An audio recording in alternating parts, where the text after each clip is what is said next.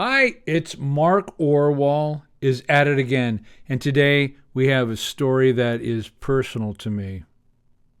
It's about the potential extinction of one of the great boxing bars in New York City. You don't want to miss this. Stick around. Let the swing begin. Mark Orwoll is at it again, and that cat is swinging. Yeah, that cat is swinging. In November of 2025, the New York Times reported that a fabled New York institution, Jimmy's Corner, was threatened with eviction by the landlord, the Durst organization. The beloved boxing bar, a favorite of writers and editors from the magazine offices that once surrounded Times Square, may have to relocate or even close as early as June of 2026. So here we go.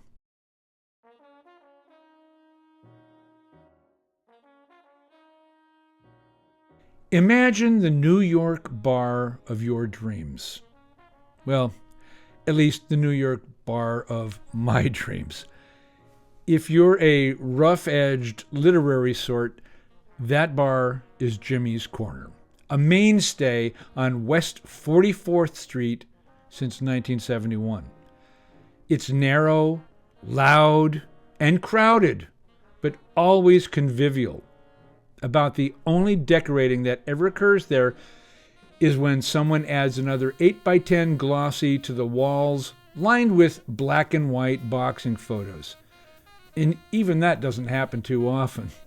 The air is rife with the smell of spilled beer and the sounds of jazz and Sinatra pulsing from the jukebox.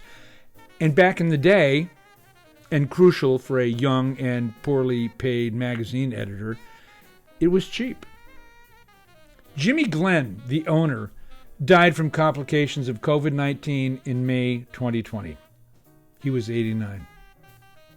But at least he left behind a tangible legacy, Jimmy's Corner. I went to Jimmy's Corner for the first time on New Year's Eve, 1982. In those days, the New Year's celebration in Times Square was a different animal than what it is now. Revelers were free to roam the crossroads of the world as they wished in the hours leading up to and just after 12, not boxed into police cordons like today. In the 80s, while you waited for the new year, you could buy a short dog and take a nip on the corner of 7th Avenue and West 46th Street for medicinal purposes to ward off the December chill, and the police wouldn't bother you as long as you were halfway discreet. There were dive bars on nearly every corner of the neighborhood back then. The early 80s were the fag end of Damon Runyon's Times Square. But instead of Nathan Detroit, Sky Masterson, Angie the Ox, and Nicely Johnson, you had street hookers, three-card Monte artists, smack dealers, con men, porn shop managers, grifters, drag queens, and pickpockets. Nice place. And in the middle of it all was Jimmy's Corner.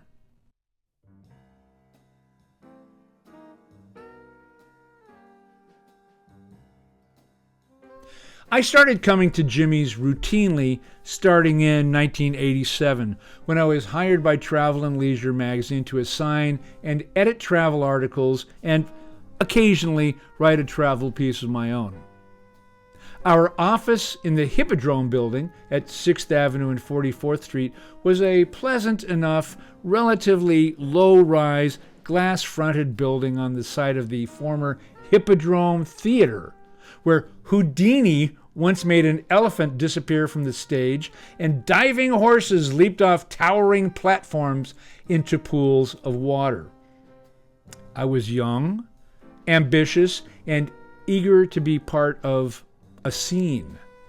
Ideally, a journalistic scene, full of witty writers tossing off bon mots like Benchley and Parker and Wolcott at the round table in the Algonquin Hotel. In fact, a door led from the Hippodrome lobby directly across the street to the Algonquin, where in those days the minuscule, who am I kidding, it was claustrophobic, blue bar sat off to the right of the entrance.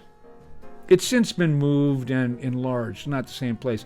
Framed Thurber drawings, supposedly given by the artist in exchange for drinks, still decorated the walls, and the red-jacketed barman could make a martini the way Edna Ferber preferred them in 1927.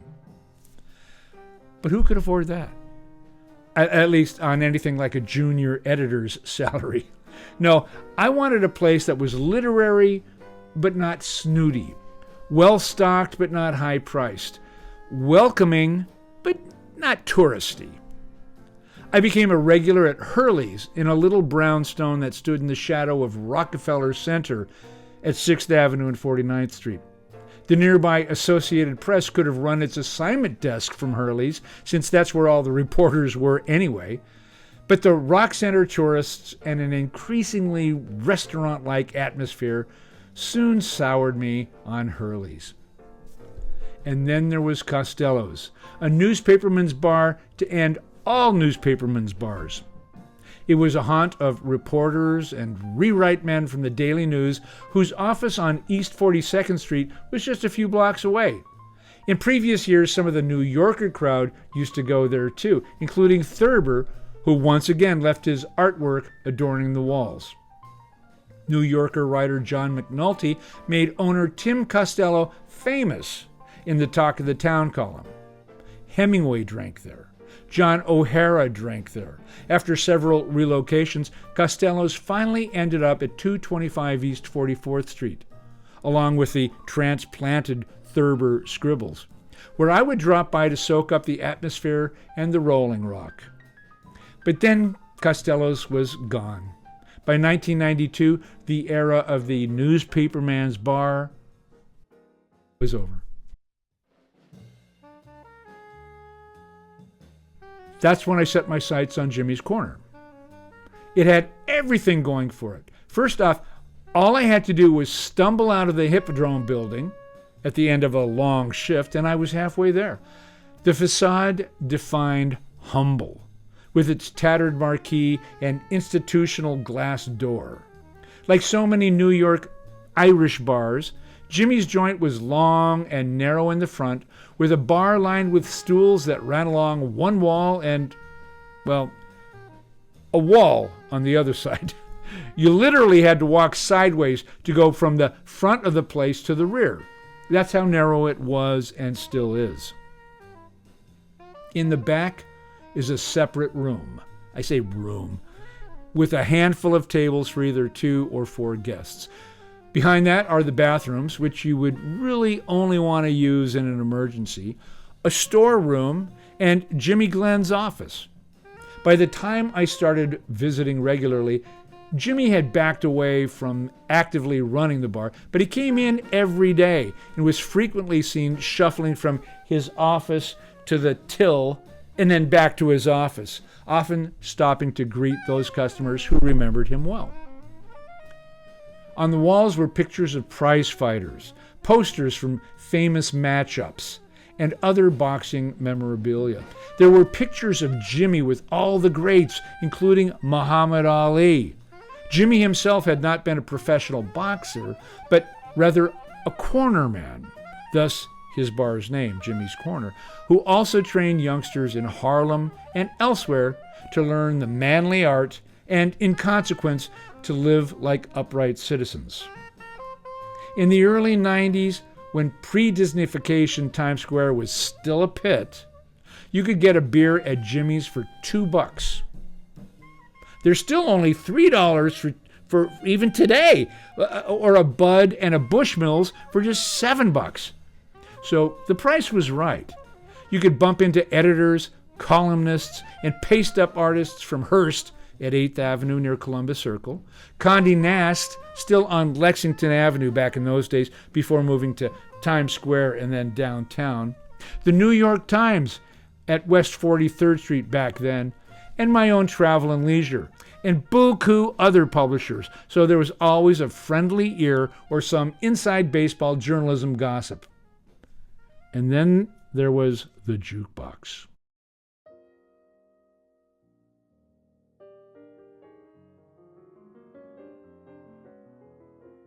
The jukebox, according to legend, was strictly limited to Jimmy's picks. And since Jimmy's heyday was in the 1950s and 60s, there was no lack of Coltrane and Ella, Lady Day and Monk, Miles and Johnny Hartman wafting from the speakers. You could walk into Jimmy's Corner on a cloudy, cool Tuesday evening and instantly be transported back to 1962.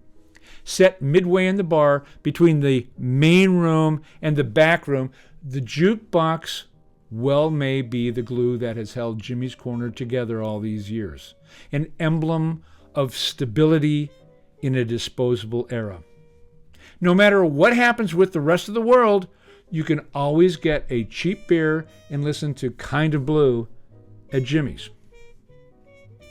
Despite its roughneck environs, Jimmy's was never a freewheeling place with fistfights and loud arguments. Not at all. Just the opposite, in fact. A sign above the door proclaimed, "Let's not discuss politics here." For the most part, the rule was well heeded. There were other rules, too. Because the front door was so close to the corner of the bar, fire department officials prohibited Jimmy from placing bar stools there, in case the place caught on fire and bar stools impeded the emergency rush to escape.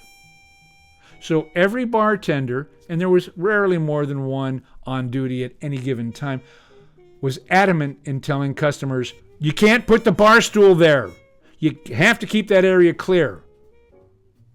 Nor could you sit at the bar or a table and ask for a glass of water, unless it was water back with a shot.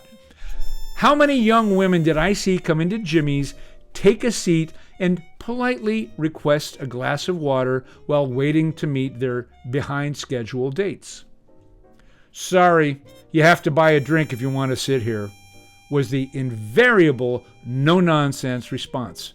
It mattered not how pretty or charming the young woman may have been. Jimmy's was a bar to drink in, not to sip free tap water.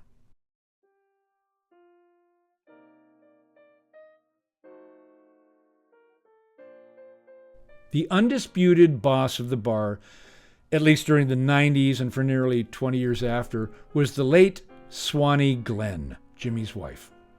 Swanee brooked no nonsense from her customers, but in slower periods would be happy to chat.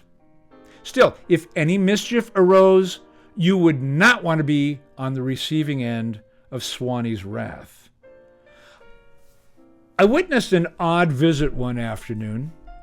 Let's go ahead and say, for reputation's sake, it was after 5 p.m., when 3 college-age men came inside. "Hi, Swanee," one of them said on behalf of the group.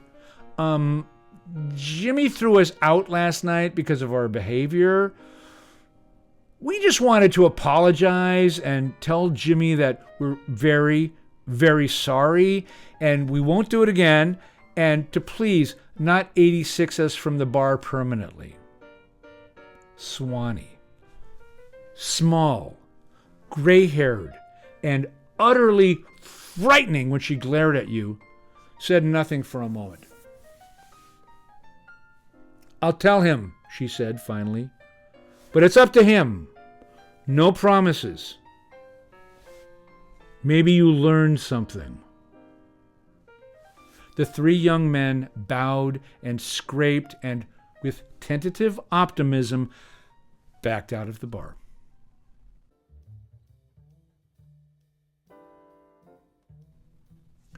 More than anything, Jimmy's was and is a place to meet up with friends.